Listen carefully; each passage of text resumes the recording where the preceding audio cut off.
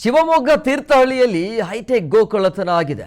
Innova ಕಾರನ್ನು ಗ್ರಾಮಸ್ಥರು change ಮಾಡ್ತಾರೆ, ಆದರೂ ಕೂಡ ಕಳ್ಳರು ಸಿಗಲಿಲ್ಲ. ಆಗೊಂಬೆಯಲ್ಲಿ ಇನೋವಾ ಕಾರಿನಲ್ಲಿ ಗೋ ಕಳ್ಳತನ ಆಗಿದೆ. ಆ ಭಾಗದಲ್ಲಿ ಪದೇ ಪದೇ ಈ ರೀತಿಯ ಪ್ರಕರಣಗಳು ಬೆಳಕಿಗೆ ಬರ್ತಾನೆ ಇವೆ. ಶಿವಮೊಗ್ಗ ತೀರ್ಥಹಳ್ಳಿಯಲ್ಲಿ ಹೈಟೆಕ್ ಗೋ ಕಳ್ಳತನ ಇದೆ. ಬೆಳ್ಳಂಬೆಳಗ್ಗೆ ಬಂದು ಈ ರೀತಿಯಾಗಿ ಕಳ್ಳತನ ಮಾಡಿದ್ದಾರೆ. ಇನೋವಾ ಕಾರು ಚೇಂಜ್ ಮಾಡ್ತಾರೆ ಅಲ್ಲಿರುವಂಥ ಗ್ರಾಮಸ್ಥರು.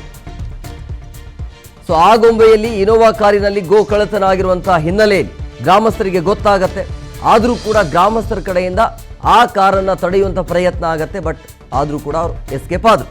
ಗೋ ಕಳ್ಳತನಕ್ಕೆ ಇನೋವಾ ಕಾರಿನಲ್ಲಿ ಬಂದಿದ್ರು ಈ ಕಳ್ಳರು.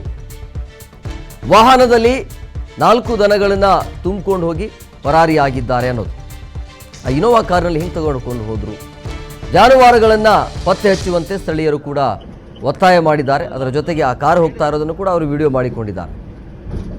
ನೋಡಿ, ಚೇಂಜ್ ಮಾಡಿದ್ದಾರೆ, ಬಟ್ ಅವರ ಸ್ಪೀಡ್ಗೆ ಇವರು ಕ್ಯಾಚ್ ಮಾಡೋಕ್ಕೆ ಆಗಲಿಲ್ಲ. ನೋಡ್ತಾ ಇದ್ರಿ ಮುಂಭಾಗದಲ್ಲಿರುವಂಥ ಇನೋವಾ ಕಾರದು.